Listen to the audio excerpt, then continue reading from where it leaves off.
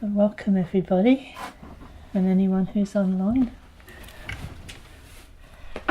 and being adeptly handled by Tara there.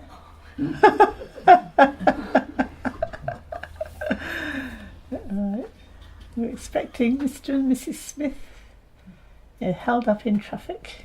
That's Dasha and Patrizia. So they'll be coming in at some point. Well, today's a very special day.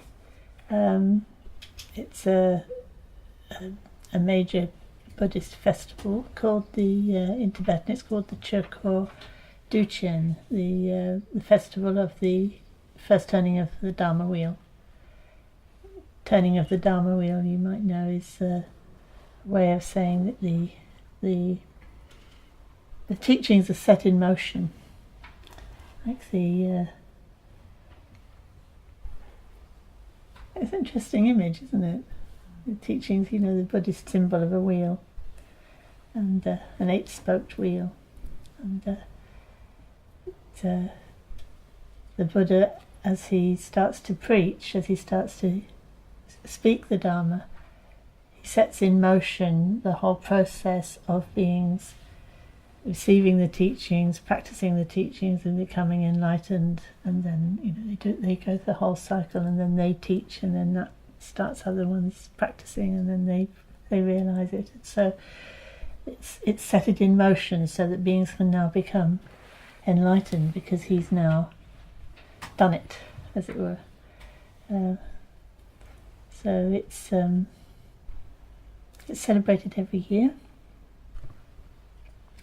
And today's the day. So it fell on the day that I had planned to do another talk on Prajnaparamita, because even just looking at Gampopa's dealing with the topic, it didn't do it justice, even 3 talks taken from what he'd written.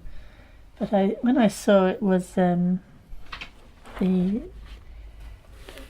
Chökor Duchen, I thought, well, I have to talk about Prajnaparamita in the light of the first sermon of the Buddha, as it's called. Sermon, not sure if that's the right word, but it's kind of known as the sermon, first sermon. It's called the Dhammacakkappavattana Sutta. So Dhammacakka is the Pali for Dhammachakra in Sanskrit, so it's very close to this Sanskrit, but just a bit different. Paravatana is to turn, the turning of the Dharma wheel. Chakra is a wheel, setting, rolling the wheel of the truth. Now you can see at the top there's 4 translations that are available on the internet. If you go to Access to Insight, you can get, it's very good, it's a wonderful site if you don't know it, Access to Insight, and it has translations of the sutras and alternative translations, and also little articles and comments, like really good commentaries about on them. So it's a wonderful way to deepen your understanding and knowledge of them, especially when you're reading it and you think, that sounds funny, I wonder what that is, and then you look at another translation and you see, oh, he's got a completely different word, and you realise, because they're all good translations, you realise, oh, there are alternative translations here, and there's room for me to kind of have my own opinion about which one I think I want to choose. So that's very helpful.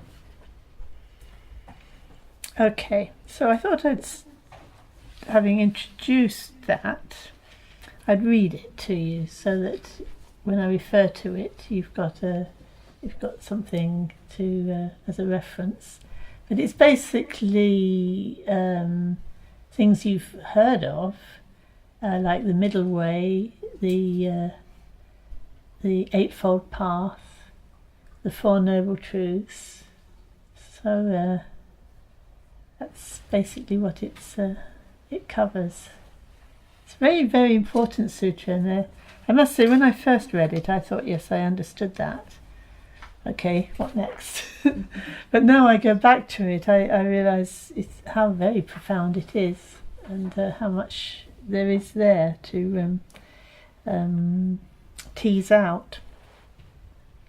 Okay. Thus I heard. On one occasion, the Blessed One was living in Benares, in the deer park at Isipatana, the resort of seers. There he addressed the bhikkhus of the group of 5. Do you remember he'd abandoned these 5 friends that he'd been practicing with for years, and gone off and started to take food again and take more care of his body. And his 5 friends said, well, now you're a failure. You failed on your mission, because you've now, you used to be a great ascetic, and you excelled at asceticism, and now you're just an ordinary person indulging in the senses. So, what have you got to say to us? But he has to address this problem first when he speaks to them again. But he persuades them to listen, and then he gives this discourse. Bhikkhus, these 2 extremes ought not to be cultivated by one gone forth from the house life. What are the 2? There is devotion to indulgence of pleasure in the objects of sensual desire, which is inferior, low, vulgar, ignoble, and leads to no good. And there is devotion to self-torment, which is painful, ignoble, and leads to no good. The middle way, discovered by the Perfect One, avoids both these extremes. It gives vision, it gives knowledge, and it leads to peace, to direct acquaintance, to discovery, to nibbana. And what is that middle way? It is simply the Noble Eightfold Path. That is to say, right view, right intention, right speech, right action, right livelihood, right effort, right mindfulness, right concentration. That is the middle way discovered by a Perfect One, which gives vision, which gives knowledge, and which leads to peace, to direct acquaintance, to discovery, to nibbana. Suffering as a noble truth is this.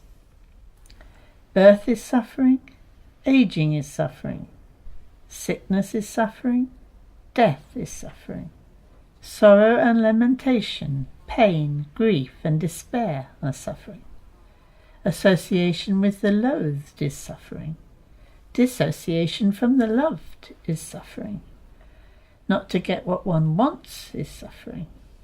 In short, suffering is the 5 categories of clinging objects. Okay, we'll come back to this and talk about it more. Okay, the next one, the origin of suffering as a noble truth, is this. It is the craving that produces renewal of being, accompanied by enjoyment and lust, and enjoying this and that. In other words, craving for sensual desires, craving for being, craving for non-being. Cessation of suffering as a noble truth is this. It is remainderless fading and ceasing, giving up, relinquishing, letting go and rejecting of that same craving. The way leading to cessation of suffering as a noble truth is this. It is simply the Noble Eightfold Path, that is to say, right view, right intention, right speech, right action, right livelihood, right effort, right mindfulness, right concentration.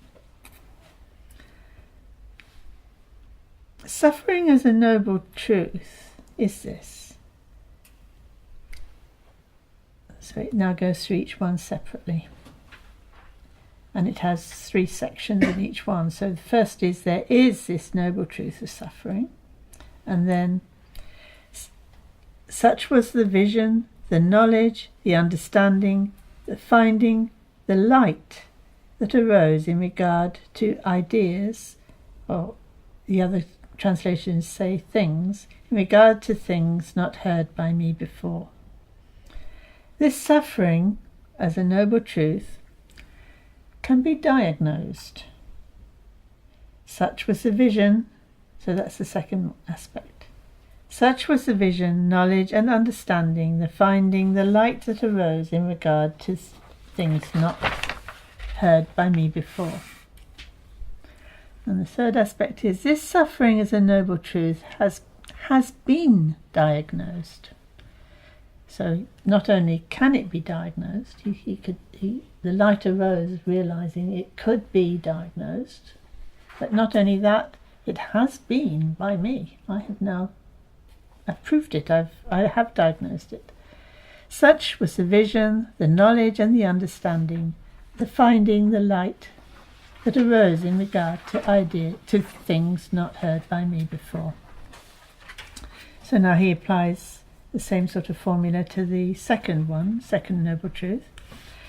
The origin of suffering as a noble truth is this. Such was the vision, and then it goes through the whole line again.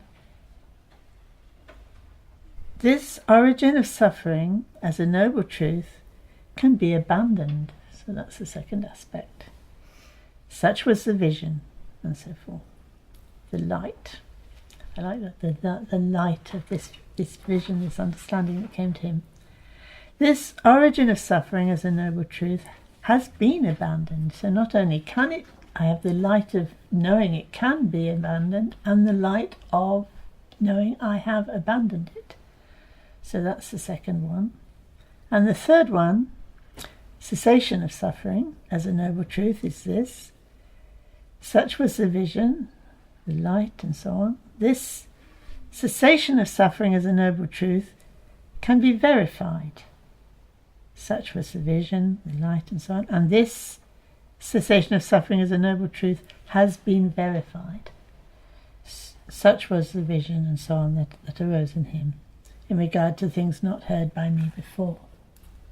So each of the noble truths has that aspect of there is the truth, it can be realized, and I have realized it, or it can be abandoned, and I have abandoned it. It can be developed, I have developed it. It can be realized, I have realized it. So because each 4 of the noble truths has these 3 aspects, there are these 12 aspects. I've only done cessation, and then there's the way leading to cessation of suffering. This is one that's developed as a noble truth is this. Such was the vision, and so on, the light. And this way leading to cessation of suffering as a noble truth can be developed. Such was the vision, and so on, the light. And this way leading to the cessation of suffering as a noble truth has been developed. Such was the vision, and so on, so the light that arose. So each of these 12 aspects were like a light of realization of like a life-changing moment of realization for him in 12 you could almost say stages. And each one of these 12 was new. It was new. I think you can read it and think, oh yeah, kind of, I know that, I can understand that. But he's saying in a completely new way. Every step, every one of those 12 steps was in a way that he had never even heard of before, that this way of understanding was possible. So I think it's important to bear that in mind, that these are not just kind of, oh, ho-hum sort of truths that, kind of it's not that difficult to understand. But actually, this was, every stage of this was a revelation to him. Even the suffering, even to notice the nature of suffering was a huge revelation to him. So just want to draw your attention to that. Okay, so now he justifies his right to speak the truth, this whole next section. As long as my knowing and seeing how things are was not quite purified in these 12 aspects, in these 3 phases of each of the 4 noble truths, I did not claim in the world, with its gods, its Maras, high divinities, in this generation, with its monks and Brahmins, with its princes and men, to have discovered the full awakening that is supreme. But as soon as my knowing and seeing how things are was quite purified in these 12 aspects, in these 3 phases of each of the 4 noble truths, then I claimed to the world, in the world, with its gods, its Maras, high divinities, and this generation with its monks and Brahmins, its princes and men, to have discovered the full awakening that is supreme. Knowing and seeing arose in me thus, and this is very important line, my heart's deliverance is unassailable. This is the last birth. Now there is no renewal of being or rebirth. It's really interesting how at this point he talks about the heart. My heart's deliverance is unassailable. It's like indestructible. It's like we talk about the indestructible heart essence. And this is what the Buddha says in his first sermon. My heart's deliverance is unassailable. So it's all about the heart. This is my last birth. There's going to be no more rebirth. That is what the Blessed One said. The bhikkhus of the group of 5 were glad, and they approved his words. Now, during this utterance, there arose in the Venerable Kondanya the spotless, immaculate vision of the true idea, which is a strange translation. I'm surprised by it. I think he must have a special use of the word idea. The other translators say things like the Dharma eye. It is actually the eye, E-Y-E, the Dharma eye, the Dhamma chakshu, which is one of the eyes of supernormal knowledge that is possible to have. This is the one that sees into the true nature of reality. So I guess that's why he's translated it true idea.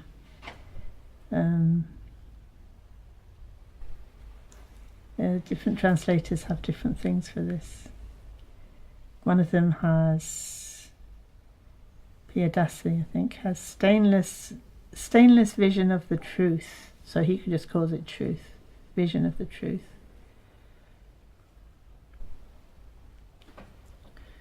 So it's very significant at this moment. He hears the Dharma and in a way he sees the Dharma. He sees it really.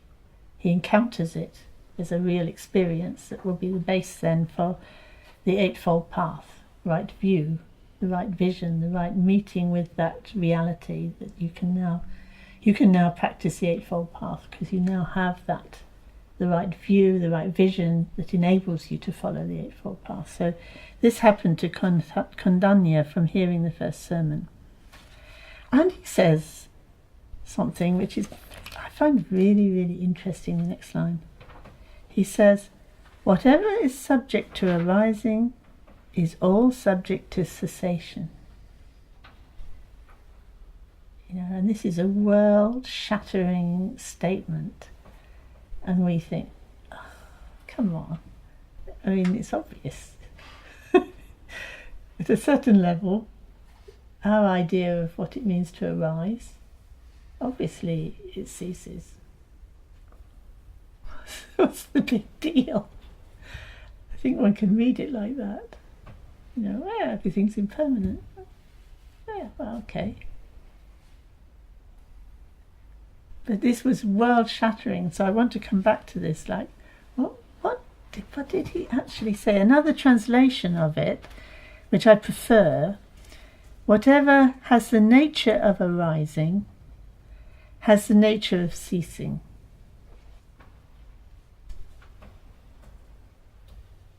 What is the nature then of anything arising?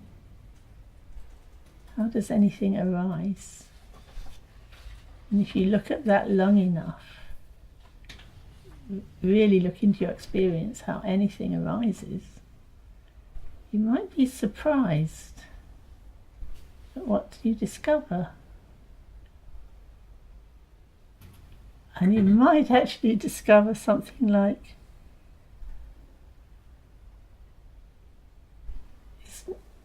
we tend to think, well, something arises and then it ceases. But the nature of arising is the nature of ceasing.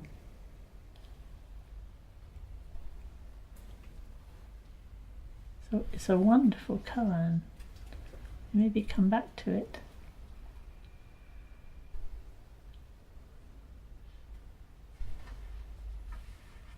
Look at the nature. How does something arise? How does it cease? Very deep insight might arise from contemplating that. Certainly it was an utterance coming from a deep realization by Kondanya. So he utters this world-shattering statement: and when the wheel of truth had thus been set rolling by both the Buddha teaching it and then somebody hearing that and being sort of gaining vision from hearing that, it sets the wheel rolling by the Blessed One. The earth gods raised the cry, "At Benares, in the dear Pakat Isipatana, the matchless wheel of truth has been set rolling by the Blessed One, not to be stopped by monk or divine or god or death angel," I don't know what they are, "or high divinity or anyone in the world." On hearing the earth gods cry, all the gods in turn in the 6 paradises of the sensual sphere took up the cry till it reached beyond the retinue of the high divinity in the sphere of pure form. And so indeed in that hour, at that moment, the cry soared up to the world of high divinity, and this 10,000-fold world element or cosmos shook and rocked and quaked, and a great measureless radiance surpassing the very nature of the gods was displayed in the world. Wow. And yet what he's teaching sounds quite simple, doesn't it? But it was world-shattering. I always think, I think I've said this before, I think of when you see those documentaries about the universe and all the cosmos and the world systems and everything, and you think, wow, my mind can't encompass such a thing. And yet, from the Buddhist point of view, that's nothing, that's just one plane of existence, whereas actually there's all the gods and all the non-human beings of this, and all the different realms and multidimensional, reality, the whole of space teeming with beings. You sort of starts to open up. There's the Buddha, there are these other beings who can actually hear what the Buddha's saying. And like that whole vision is like completely suffused with the light of the Buddha's presence. It's sort of like the whole thing, the whole of reality is like shaken by the power of this truth that's now being expressed. You could think, well, before that was being expressed, it was all trapped in a a system, which a closed system where nobody could get out of it because it just kept feeding into itself. And now this break had been made, it's now possible for beings to leave it, to practice and to leave this, make a connection with this other, I suppose you could say dimension, but it's all the dimensions, and this is like the totality of the reality itself. It's kind of radiating through the whole thing. It's kind of like, wow, drama, high drama. And yet such a simple discourse. You know, you could easily think you understood it. I certainly did when I first heard it. I thought, oh yes, you know, a lot of hyperbole, but basically I got the idea. I don't think so. So anyway, then the Blessed One uttered the exclamation, Kondañña knows. Kondañña knows. Sort of is like, in a way, my teaching has actually landed in fertile ground. You know, he's actually seeing what I'm pointing to. And that is how the Venerable One acquired the name Anya Kondañña. Kondañña, who knows? It's quite dramatic, isn't it? Yes, but leaves many questions, doesn't it? At least it does for me. So going back to the beginning,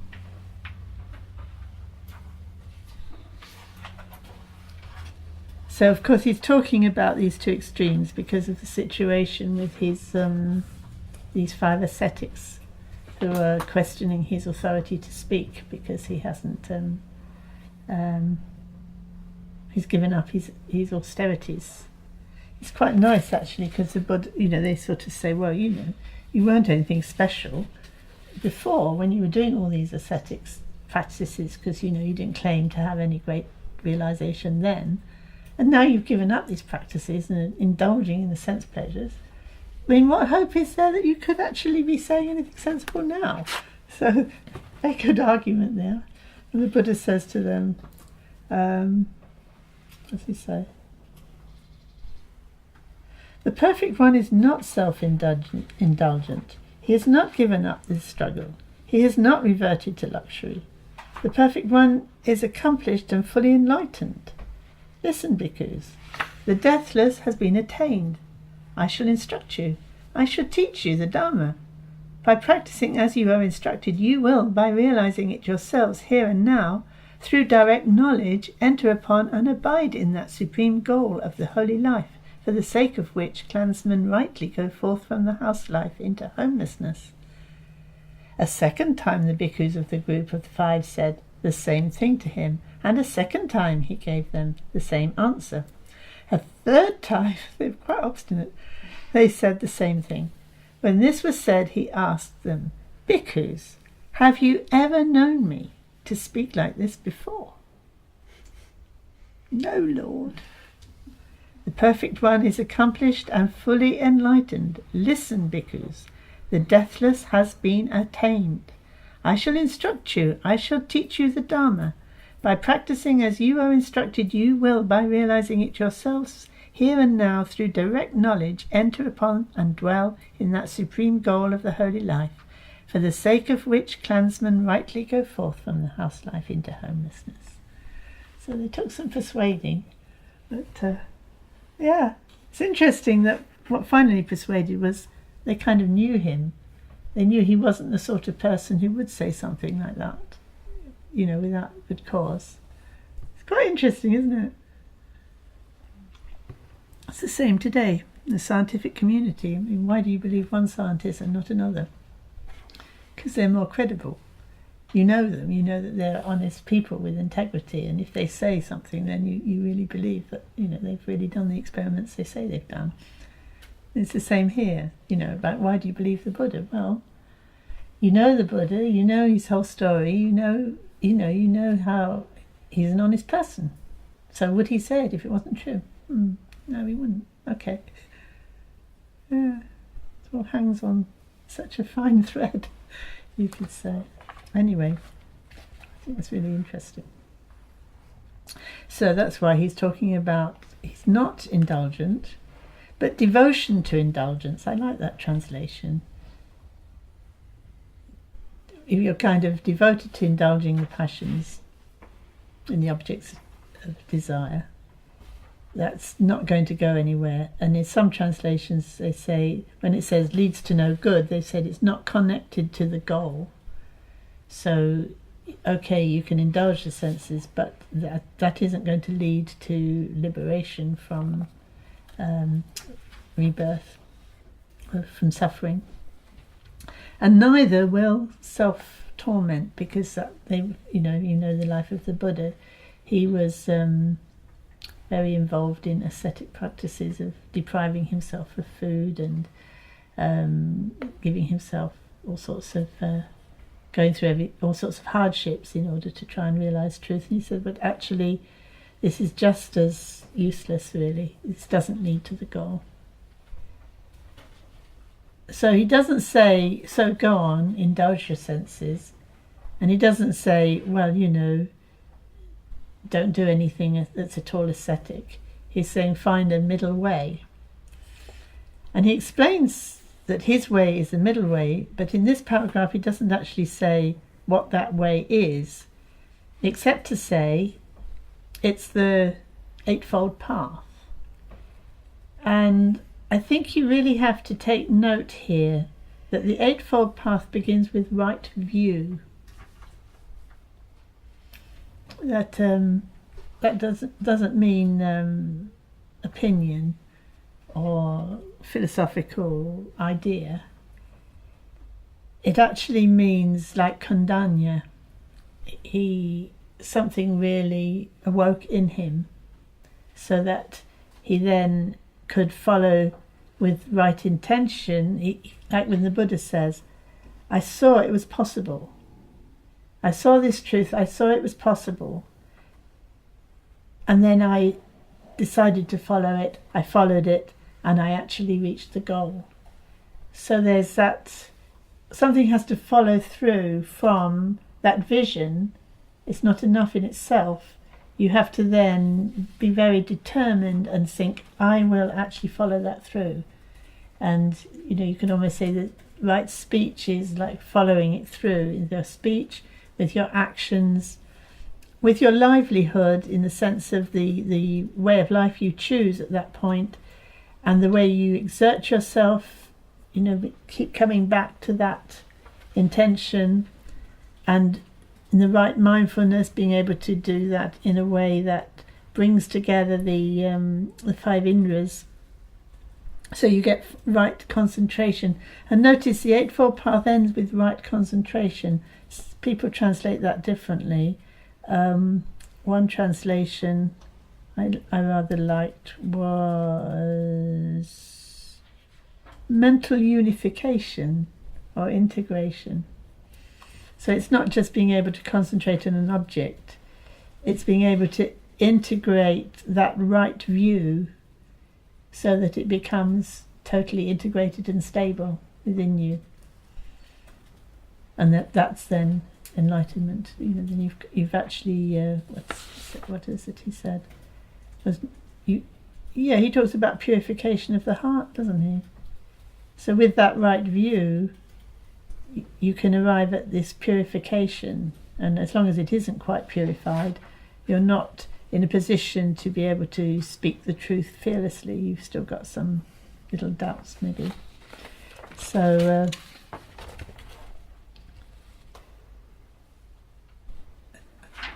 the essence of his middle way is, in fact, you could say, right view, rather than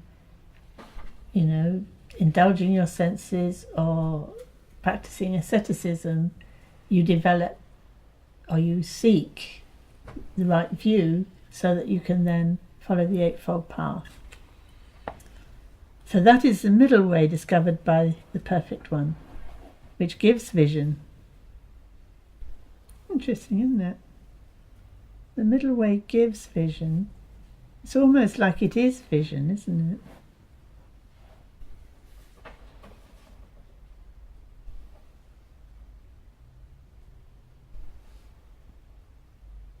Maybe it's the middle ways to seek the vision, which gives knowledge, and which leads to peace, to direct acquaintance. I think there must be another translation for that, but I didn't look it up.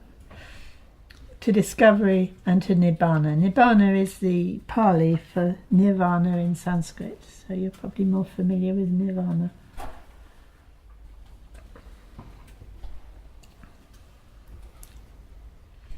So it leads to nibbana. It leads to the cessation of suffering. So actually the cessation of suffering is synonymous with nirvana. I think that's important because when you say cessation of suffering, it might sound like it's just the end of something. But it's actually nirvana, which is reality itself, if you like. It is you enter nirvana, or you enter the truth, you enter that reality of, you could say, our Buddha nature, of the totality of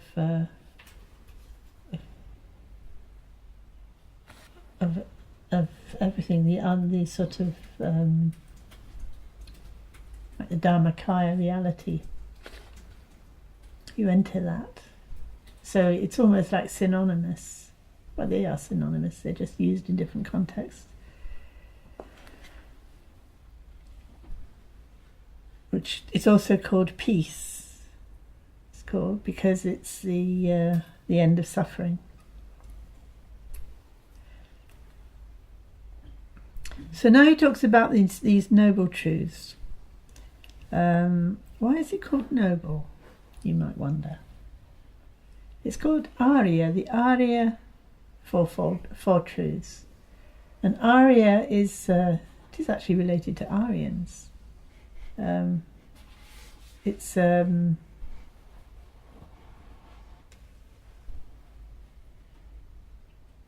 in this context, in the Buddhist context, it's refers to those who have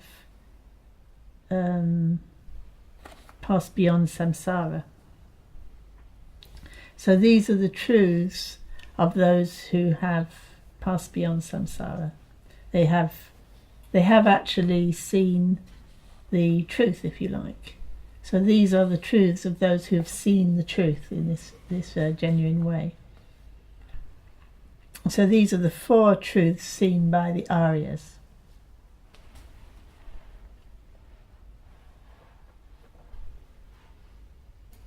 Yeah, the Buddha used terms that belong to the culture of his time. So Arya was the Aryans, and also Brahmins. He often referred to his bhikkhus as Brahmins, the true Brahmins. So he was using the same terms with that sense. Well, what's a true Arya? What's a true Brahmin? Just held in such high esteem. It should be those who. The true Brahmin is somebody who really realises the truth. The true Aryan is the person who realises the truth. So these are the four truths of the Aryans. And it's very interesting here because it starts off, birth is suffering. I mean, we tend to think, well, birth is really a wonderful thing. But, okay, there may be some suffering associated with it, but birth is wonderful. It's a new life coming into the world. It isn't synonymous with suffering. But let's hold on that. Aging, I think perhaps I think we think, well, of course there's suffering associated with it, but it can be quite wonderful, But no, aging is suffering. Sickness is suffering. Death is suffering. Again, we might think, well, okay, you might suffer a bit, but actually there's something very natural about death. We shouldn't think it's bad or awful. But he says, no, it's suffering. Sorrow and lamentation, of course. Pain, grief, despair are suffering. Association with the loathed is suffering, yeah. Dissociation from the loved is suffering. Yeah, I think we would agree, that all sounds right. Not to get what one wants is suffering. That's true, isn't it? In short, and now the next line is surprising, I think. Suffering is the 5 categories of clinging objects. Now that's actually the 5 skandhas. Have you all heard of the skandhas? You hear them every morning in the Heart Sutra because we go through them. But they're basically what makes up what we cling to as ourselves. So our body, our feelings, our perceptions, our mental processes, and our consciousness itself, like what we think of as our consciousness. So these things we think of as us and ourselves, and we're attached to them, actually. So if we're attached to our body, the idea of losing our body is terrifying, isn't it? Or the idea of not being able to feel anything is terrifying. Not being able to perceive, not being able to think, not being able to be conscious of anything, it's like terrifying because we identify with these 5 skandhas. And now he's saying these skandhas that we cling to are suffering in themselves. They are suffering. You sort of feel, well, is that right? Well, you'd have to look at your skandhas very closely, wouldn't you, to see, is that right? Is the body that I cling to, is that suffering? Is clinging to my body suffering? Clinging to my feelings suffering? Is that? It makes a subtle difference here. What is suffering? So when you look, you're doing your formless meditation and you're looking and you think, so what is suffering? This is what the Buddha was asking, wasn't it? This was his main question. What is suffering and how can you get rid of suffering? So first, what is suffering? So he's looking at these things which we recognize as suffering. As I said, some of them we think are mixed. Nonetheless, he's saying here that birth itself is suffering. And then he goes on to say, clinging to the skandhas, as objects of attachment, if you like, is suffering. That is suffering. The skandhas that you cling to, the actual skandhas you cling to, are suffering. So then that raises the question, so what am I clinging to? What is there that I'm clinging to? And I'm clinging to something that is actually the nature of suffering. Very subtle point, actually. So what we're clinging to is suffering. We're clinging to suffering. We're holding on to suffering. We don't want to let our suffering go. Strange, isn't it? We're attached to our suffering.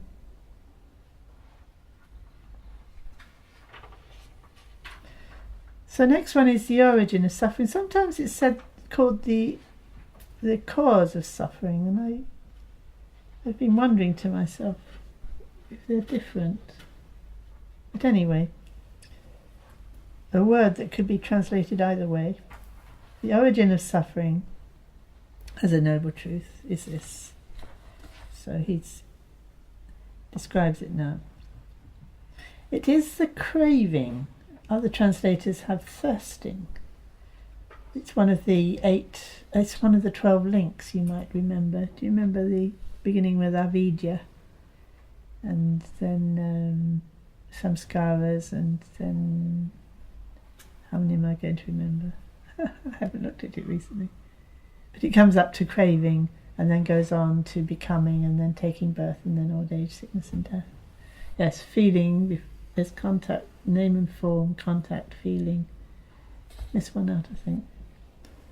But maybe another time we can go through those. But anyway, the craving. So it's interesting that he doesn't say avidya, which I kind of sometimes think the cause of suffering is avidya, the ignorance or not knowing, not realizing our true nature.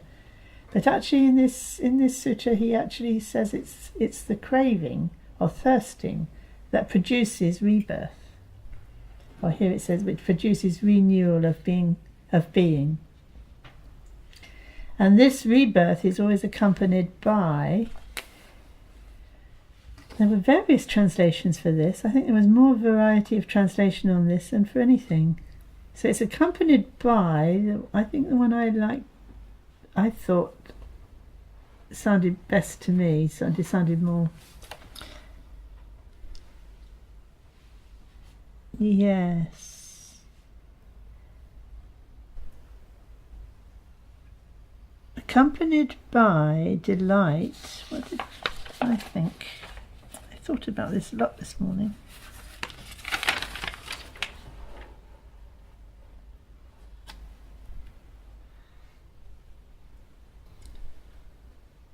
Yes, passion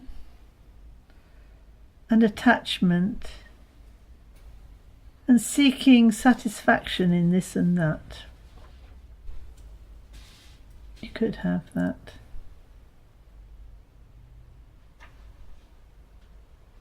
So it's more than just enjoying it, but you're really sort of getting very involved in it and then getting attached to it and then seeking more of it, sort of seeking more satisfaction in this or in that. To me that sounds like my experience, that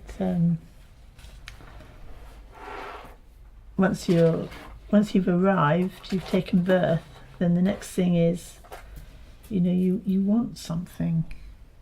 You want something, and then when you want something, you become attached to that. And then once you've got attached to that, you're still looking here and there for something.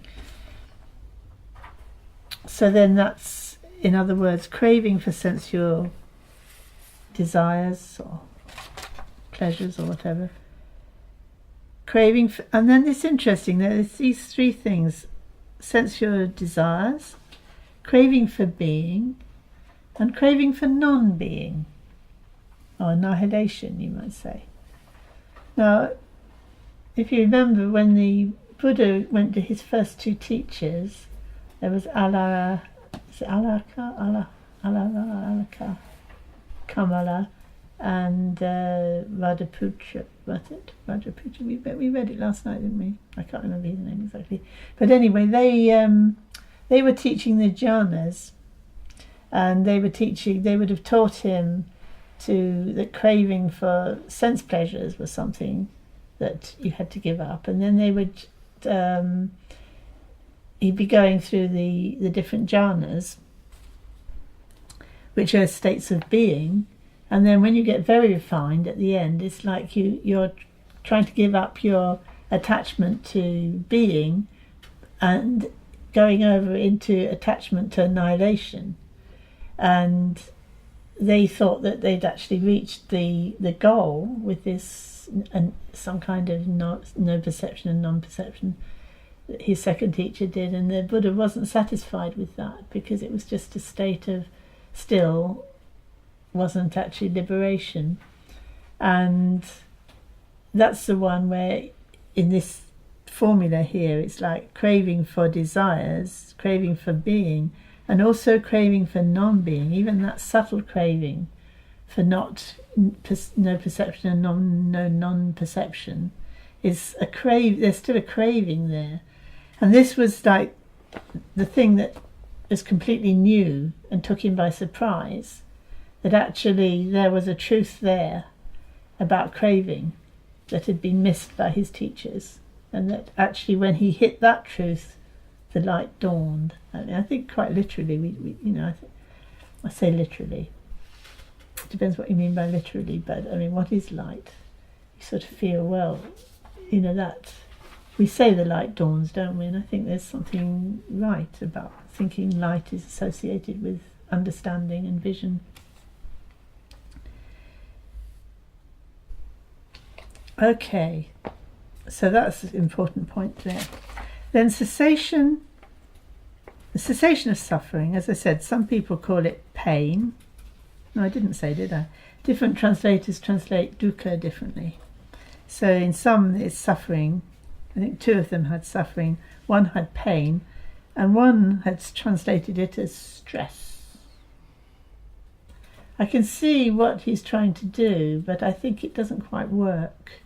I think he's trying to make it that it's something all-pervading and is general, whereas pain might sound like a certain kind of suffering, whereas any kind of sense of uncomfortable disease, so he's used the word stress, but I think it doesn't quite work because it kind of brings it down onto rather, I don't know, it doesn't work for me.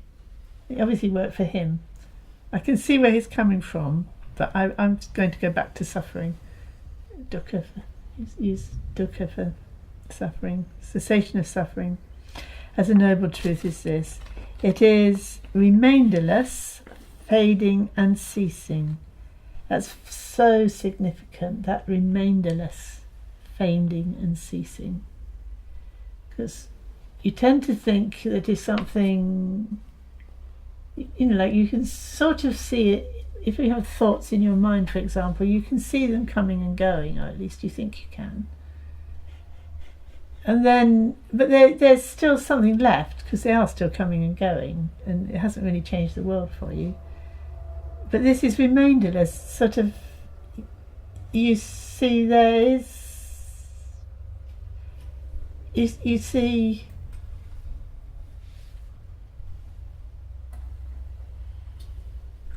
like the craving ceased, and there's no more basis for craving. It's like you're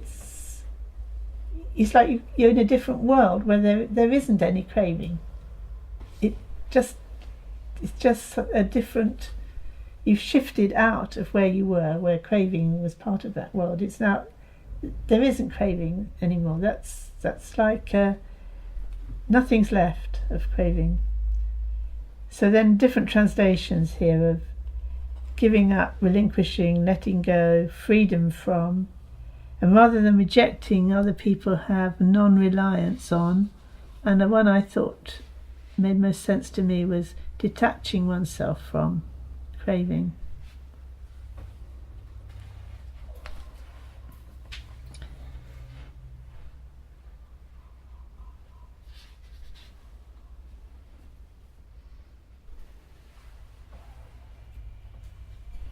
So now the last one, which is the way leading to the cessation of suffering as a noble truth.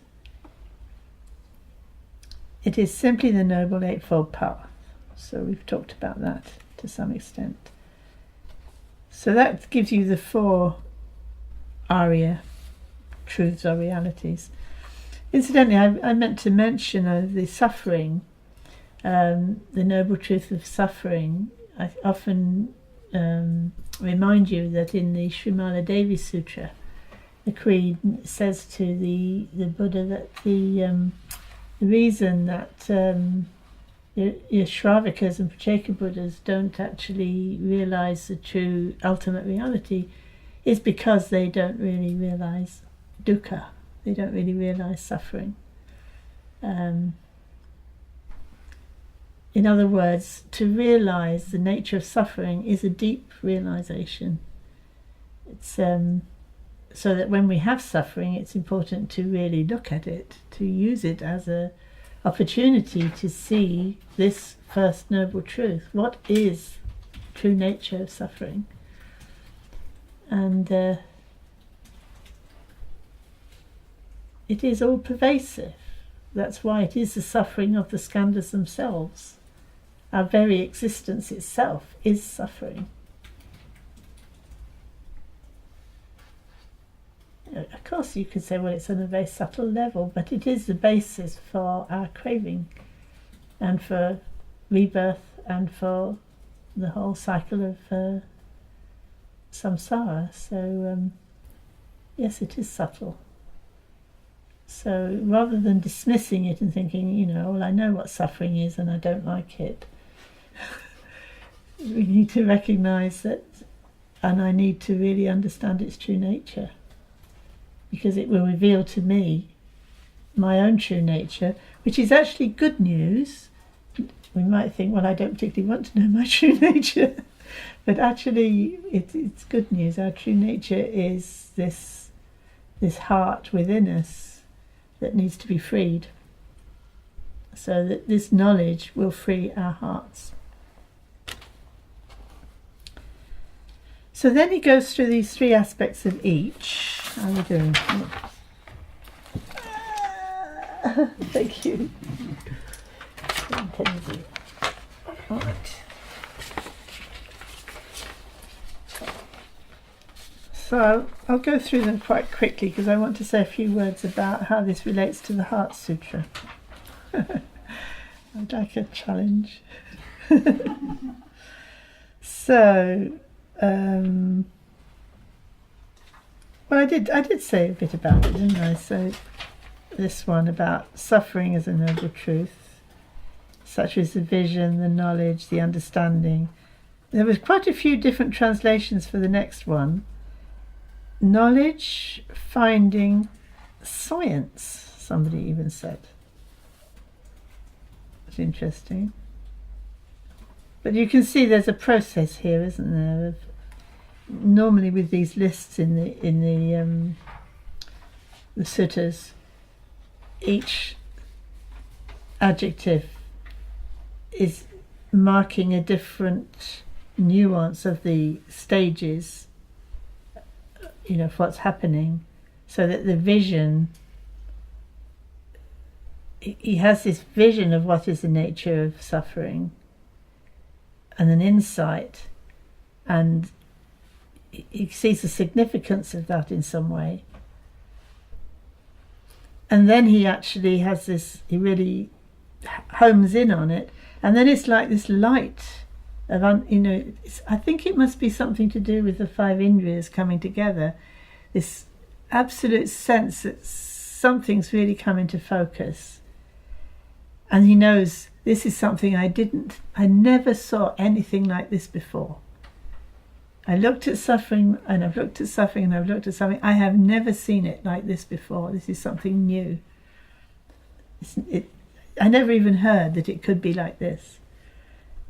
And then I think the diagnosis is quite interesting. It can be known. This suffering can be known. It is something that it's possible to know. Of course, you're overusing the word know here. Some translators put comprehended, some put understood, and some say fully realised. So that's quite interesting that one of the translators is thinking that you don't truly fully realise the suffering until you've reached the goal. So that they're not, each one has to be fully realised, which I think is probably right. And it has to be fully realised, and I have done it. So you five, hear that. I have done it, so I am in a position to speak. And then you have the origin of suffering as a noble truth. And again, this is that same sort of sense of the light dawning. It's a very powerful vision of something that he'd not even thought of before, not even heard of before. He recognised that this suffering can be abandoned. It's not essential to my nature. That's a huge thing. It is unnecessary. It's contingent. It's not of the nature of my being. I don't have to have it. So that's a huge flash of understanding that this can be abandoned. And not only did I realise it could be abandoned, I have actually abandoned it. I have abandoned this craving. So listen to me. I can tell you from first-hand experience. And then that cessation of suffering. So again, he has a vision of the cessation of suffering. So he has abandoned the craving, and again, maybe each one has to be completed separately. He sees what lies, if you like, when the craving is no longer there. What is the nature of reality when there is no more craving there? It's a really, really important point. What is the nature of reality, or my experience of reality, when there is no more craving? And that is the nirvana. That is you could say, his Buddha nature. He realizes the true nature of reality at that point. So it's not just that craving is finished. Like the craving was something that could be abandoned. What he realizes is not what can be abandoned, because it is ultimately real. So this cessation of suffering is ultimately true, real and unchanging, and he realizes it can be verified. So having the vision of it, he then could, I like the term verified, but other translators have said to experience it directly. It can be experienced directly, it can be realized. So having seen a flash of inspiration, I could realize that. I could actually reach that, and I could actually realize that. I could actualize it or verify it by my experience. And I have done that. Not only could it be, I saw that it could be done, I actually did it. So here we are, at the cessation of suffering. But then, beyond that, he realizes that actually there is a way to realize it. So this is another great flash of understanding. I mean, he'd just done it, but it's almost like he's then looking to see what he'd just done, or what he was about to do. It depends how you think about these. But if I'm going to follow that, if I'm going to realise that, what am I going to have to do? He's great flash of realisation. I keep with this view, this light that's kind of dawning on me. With this view, if I then follow it through, with my intention, with my actions, with my livelihood, with my effort and my mindfulness and my concentration, I can actually actualize it. And that's what he does. And I not only have I seen that there is that way, I have gone that way and proved it. So here you are. Here I am. You could do the same. This is this is what I'm telling you.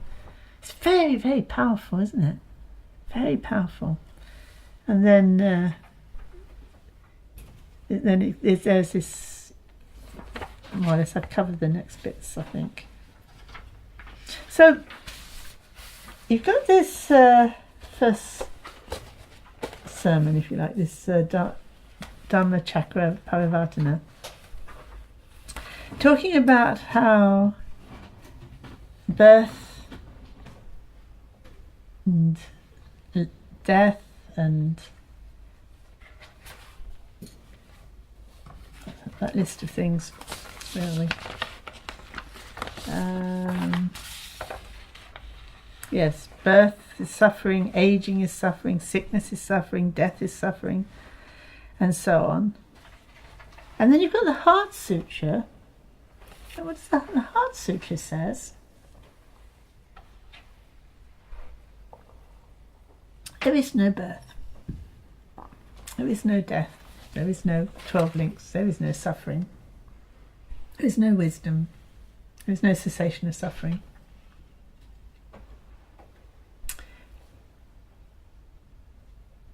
So how does that tie in with that?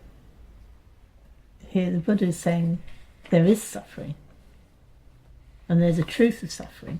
There is an Arya truth of suffering. There's a way that the Aryas see suffering. So what the Heart Sutra is talking about is the Arya view. The Arya sees, which is often referred to as the non-arising of the Dharmas, which ties in so closely with what Kondanya says. Said, whatever is subject to arising is all subject to cessation. That arising itself is already, you could say, it's already nirvana, actually. It's already cessation. You don't find arising. I'm telling you that. You have to look and see if you do. So if you can't find arising, you can't find ceasing. And if you can't find arising and you can't find ceasing, what you got? So I really like the translation of that line as what has the nature of arising has the nature of ceasing. If you understand arising, you understand ceasing. If you understand ceasing, you understand arising. And it's no use just saying, well, I mean, they do. The Mahayana Sutras are full of that there is no arising and ceasing. The Mahamudra verses or Dzogchen are all about there's no arising and no ceasing. But what does that really mean? I mean, it's earth-shattering to realise what that means. You could make that your koan. What is arising? What does it mean? Arising. What do I mean when I say arising and ceasing? And this is where the Heart Sutra then talks about, we think of form as arising, don't we? Typically, we think forms, things, everything that arises. But then we can't find anything when we look. It's just like it's there, so it must have arisen. But what does it actually mean to say it arose? So then the Heart Sutra is just giving us a bit more of a hint. Form is empty. Okay, so then we think, oh, I see, so it's not there. No, emptiness is form. That's what form is. Oh.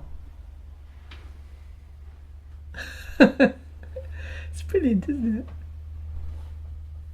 It's just, it's really taking it, it's really going into what Kondanya must have seen at that moment. And it's same with the other skandhas, like he's saying, well, suffering is, the skandhas are suffering. But he doesn't say the skandhas are suffering, he says the skandhas you cling to are suffering. So we've kind of invented something and attached ourselves to it. Those skandhas, but then actually the nature of those skandhas is they cannot be clung to because they're empty.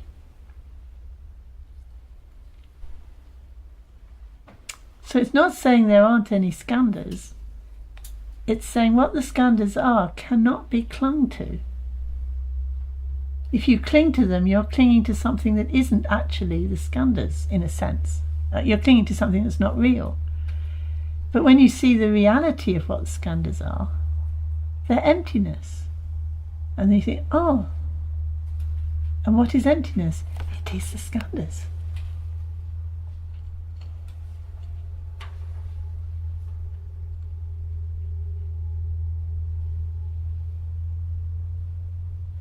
It's what they truly are.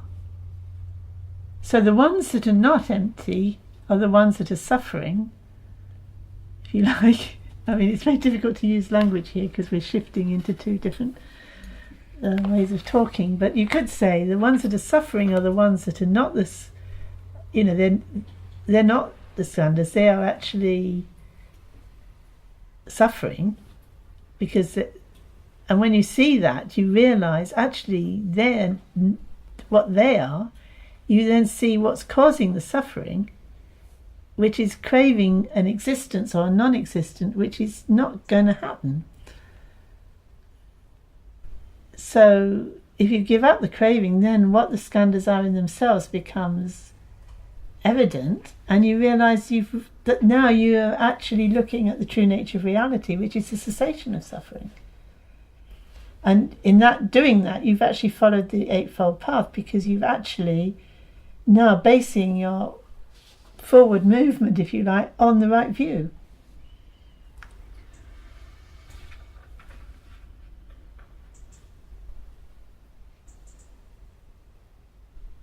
And that's Prajna Paramita, the subject of my talk. So, does anyone have any questions?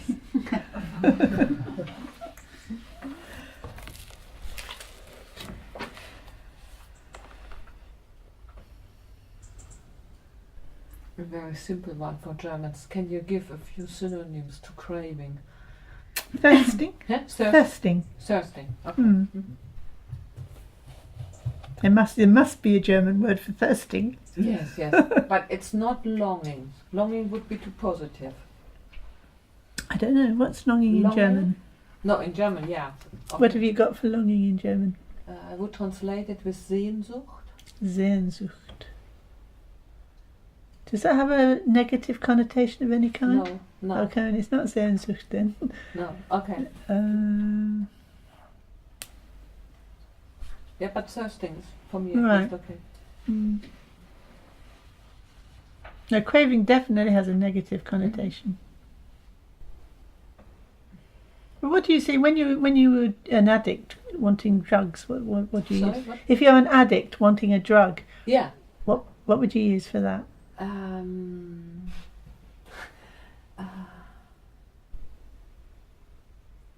No,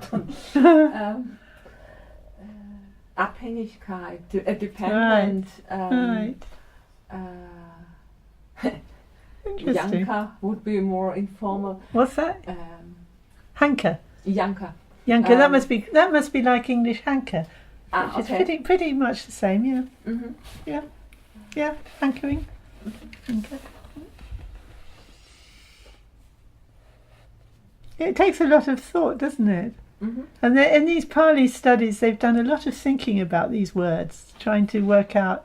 Because the problem is the original Pali or Sanskrit has different connotations, and all our English words have different connotations. So you end up kind of switching them back and forth, and you've got one word and you can't use that because I've used it there, or so maybe I should use them that way around. But it's good to think about it, because if you then apply it to your experience, you can kind of work out, well, this is a process, and these is words along this spectrum of meaning. You can kind of get the idea. But sometimes it's quite good to come up with the right word. Mhm. You know, the right word, suddenly understanding comes from hitting the right word.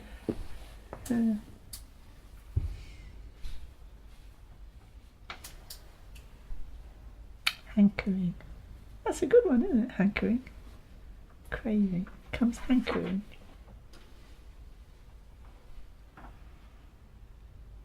Any other questions? So was it because the Buddha stopped needing to be reborn because he'd seen the nature of suffering connected with repeated rebirths? Yeah. Right, it was that fact that meant that he no longer had to... He had no more craving. He had no more craving.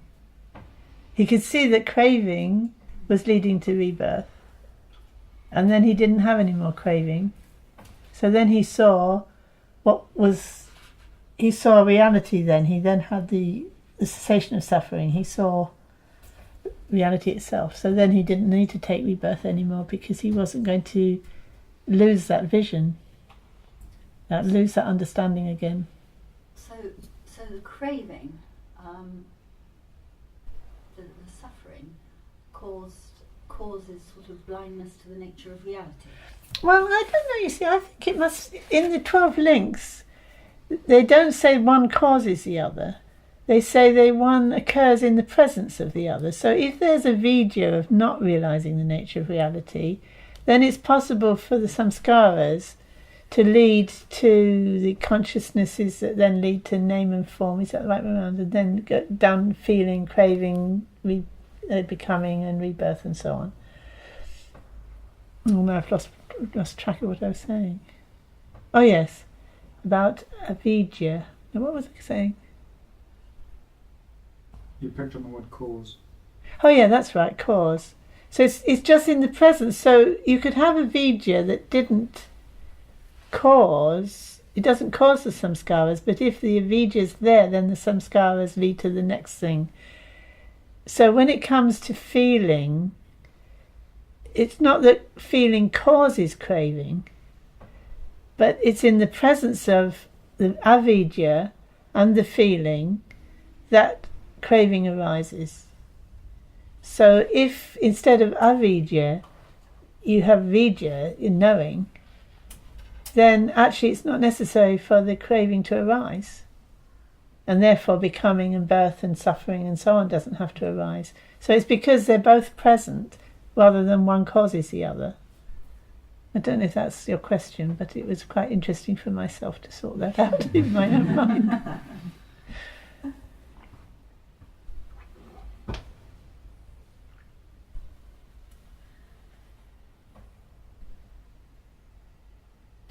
With cessation, it seems to be used in two different ways. There's the kind of impermanence aspect of it, and then there's the nirvana aspect of it. I wonder how they relate to each other. I think it's really important to recognise that they're different, because I think that's where, we can think that impermanence, I've seen something disappear. It's easy to think I've seen it disappear. But actually he's not talking about that. He's talking about the cessation of craving, the cessation of suffering. And it's talked about as a reality in itself. It is actually seeing the Dharma, seeing the truth, seeing the Dhammaka. And I think it's easy to think when you see the nature arising, see the nature of ceasing, to think, oh yeah, you see something comes up and exists and then it disappears again. It's impermanent. But actually, and this is what all these Dzogchen and Mahamudra and Mahayana teachings are hammering again and again and again, no, that isn't what is meant. That yes, it's true, we do think things arise and stay and cease. But as soon as you really look, you see that is not true. And, you have to look yourself to see that. And then you need some pointing out instruction to help you to see what then? Because you're left hanging. But it's so easy and often, of course, in everyday life, just using the word impermanence is fine, because you can get, your suffering is already relieved a lot if you can actually accept that, impermanence, like change and impermanence. If you don't try to cling on to things as if they're going to last, you don't suffer so much from attachment to things you like, because you don't get so attached because they're not going to last, and you not suffer so much from things you don't like because anyway that's not going to go on forever. So on a certain level it works, rough and ready way, but when you look at it in detail, that just realising that isn't earth-shattering, it's just common sense in a way. Whereas this is quite, earth-shattering, to realise there is no arising and no ceasing, and that is nirvana. So that's the big difference. But you get a lot of people who present Buddhism as if it were no more than just teaching about impermanence, which is like some good solid common sense, sensible way to live your life. And it's about this life. I mean, there's a lot of the Buddhist world these days doesn't go any further than that. So I feel that's well represented, so I can go for the real thing. Yeah, but it's very difficult to relate to it's very difficult to imagine being able to perceive the non-arising and the non-ceasing. Yes, you have to. You can relate to impermanent. Yeah, exactly. It's all about you. Exactly. So that's why you have to practice shamatha and vipassana. That's why that's stressed so much, because you won't see it just by in our usual distracted state. We won't see anything more than ordinary impermanence. But even that is quite helpful to kind of take that into account, because it's true. But if you really want liberation, that's why it's unlikely to happen unless you spend a lot of time developing shamatha and vipassana. Although, at the time of the Buddha, people simply encountered the Buddha and they then got the vision. Like Kondanya just heard one discourse and he saw it. So, you know, it's because of we're living the dark age that we have to do a lot of meditation. Because in the early disciples, they didn't have to do much of meditation. It doesn't say they got enlightened from meditation. It says they got enlightened from encountering the Buddha. So this shamatha vipassana is our way of encountering the Buddha. We can encounter the Buddha within our own experience, but we have to work at it.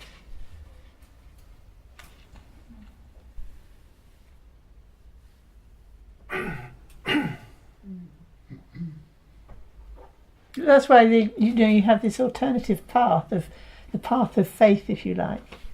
If you've got a pure enough heart and you've got a real sense of connection with the Buddha, the Buddha's like power and energy and qualities are actually all pervading. They are right here. You know, you just need to stretch out and there they are. You could just kind of, you know, the Buddha's there.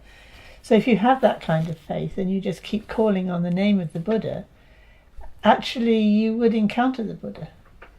So you would, in a way, you would short circuit the whole process of the shamatha vipassana. But how do you come by that kind of faith? I find it comes through doing shamatha and vipassana. You know, they lead to that kind of faith. But some people seem to have it just like that, and some people, anyway, they're not going to do the shamatha and vipassana, so let's hope that at least they can call on the name of the Buddha, and that will keep them in the keep them connected to the Dharma in a way that will finally work. Is there a subtle aspect about have to work at it? Yes. About, you know, the danger of is that phrase to me seems to sort of throw up all sorts of Yes, it is subtle because the Buddha says again and again you have to work at it, you have to put it, I mean, one of the stages on the path is right effort.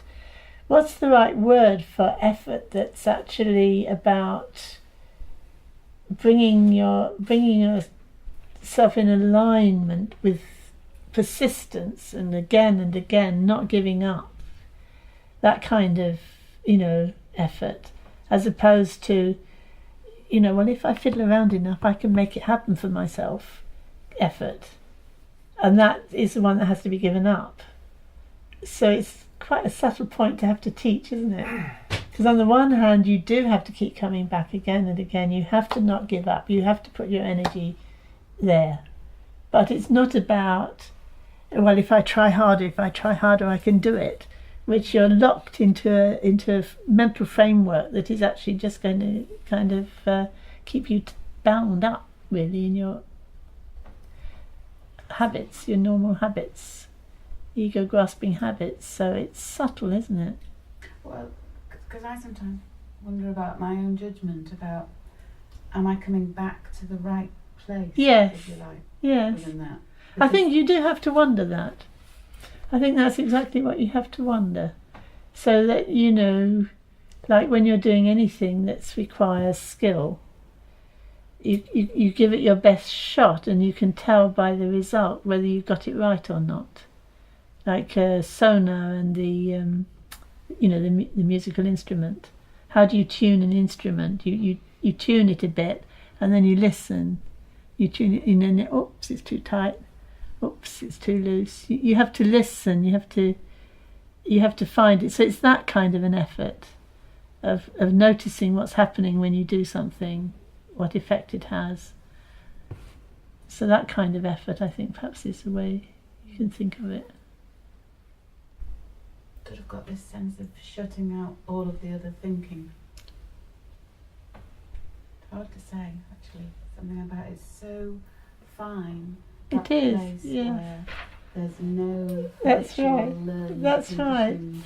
And it seems to just be a matter of time and trust. So if you just come back to the same, you come back to the same place again and again and just trusting, taken refuge, I'm on the path, I'm in the right, slipstream as it were, So if I just stay here and I keep coming back, then actually the nature of reality is naturally going to help me, because that's its nature to help. So I don't need to think I'm going against. I am in a way going against the tide, but I'm also going with the tide, if that makes sense.